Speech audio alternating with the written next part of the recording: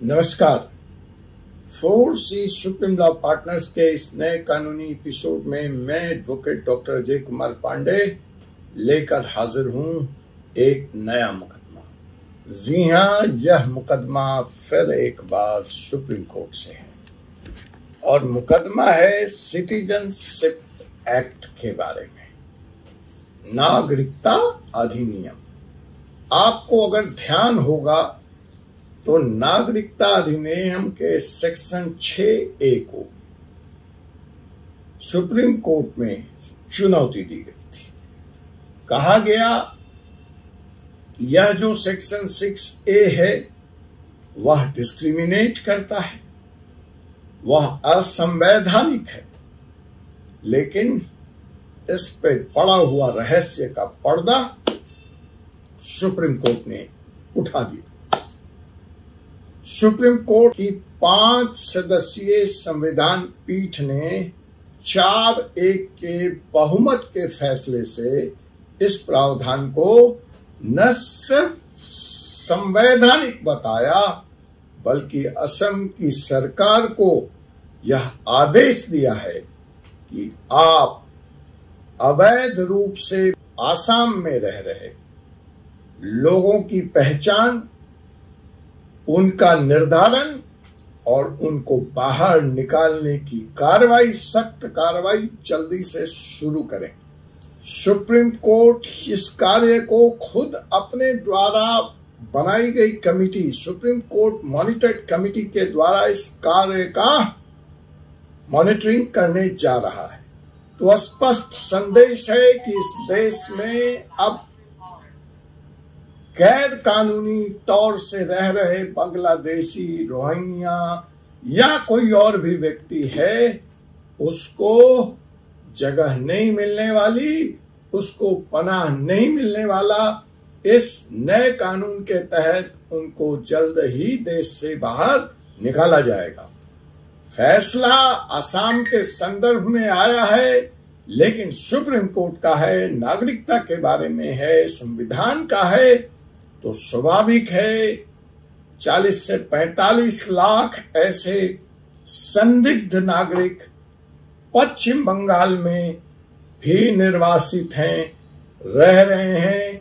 यहाँ यह देखना दिलचस्प होगा कि अब हमारी ममता दीदी, हमारी ममता बनर्जी की सरकार उनको निकालने का, खदेड़ने का काम कब से शुरू करती है, या फिर एक PIA लगाना पड़ेगा वेस्ट बंगाल के संदर्भ में। देश के दूसरे भूभागों में भी जो इस तरह से असंवैधानिक तरीके से, गैर कानूनी तरीके से विदेशी नागरिक रह रहे हैं, उनके ऊपर भी इस एक्ट का, इस जजमेंट का व्यापक प्रभाव होने जा रहा है। NRC को लेकर दिए गए तमाम निर्देशों को प्रभावित ढंग से लागू करने के लिए सुप्रीम कोर्ट ने कहा है और स्वयं सुप्रीम कोर्ट इस पहचान और निर्वासन की प्रक्रिया की निगरानी करेगा। तो यह तो हुआ फॉल आउट सुप्रीम कोर्ट के जजमेंट का। आइए इसके परिप्रेक्ष्य को समझ लेते हैं।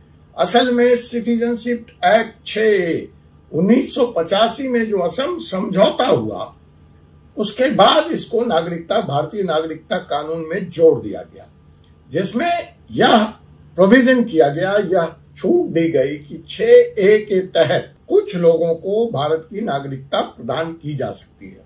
वो कौन से लोग हैं? बांग्लादेश के क्षेत्रों से 1985 तक जब ये समझौता हुआ, 1 जनवरी 1966, 1 जनवरी 1966 या उसके बाद 25 मार्च 1977 तक असम आ गए थे, वहां रह रहे थे, लेकिन किसी भूलवश उन्होंने भारत की नागरिकता नहीं ली, अपना रजिस्ट्रेशन नहीं कराया।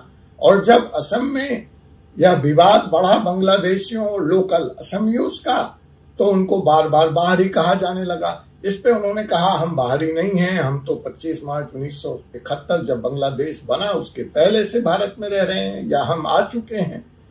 तो एक छूट दी गई वन टाइम कि भैया 6A के तहत अगर आप 1 जनवरी 1966 या 25 मार्च 1971 से पहले असम आ गए हैं, वहां रह रहे हैं, तो आप अपना रजिस्ट्रेशन करवा लें, आपको भारत का नागरिक माना जाएगा। लेकिन एक कट ऑफ डेट 25 मार्च 1971 की तय कर दी गई। अब जब यह वैधता को चुनौती दी गई तो दिसंबर 2023 में सुप्रीम कोर्ट ने भारत सरकार से कहा कि भैया आप तमाम ऐसे अवैध लोगों को, जिसको आप कह रहे हो 25 मार्च 1971 के बाद प्रवेश किया है, उसकी लिस्ट मुहैया कराओ, उसकी पहचान करो। तो भारत सरकार ने ऐसी कोई लिस्ट देने में, ऐसी कोई पहचान देने में अपनी असमर्थता जाहिर की, यह कहते हुए कि ये लोग किसी कानूनी तरीके से तो आए नहीं हैं, चोरी छिपे आ गए हैं, चोरी छिपे रह रहे हैं, तो इसलिए इस तरह से इनको चिन्हित करना या इनका लिस्ट बनाना हमारे लिए असंभव है। तो इस फैसले के बाद, भारत सरकार के इस हलफनामे के बाद, अब ये सारा बैटल जो है, अब ये सारा दारोमदार जो है सुप्रीम कोर्ट पर फिक्स हो गया, क्योंकि भारत सरकार कोई लिस्ट दे नहीं पाई थी।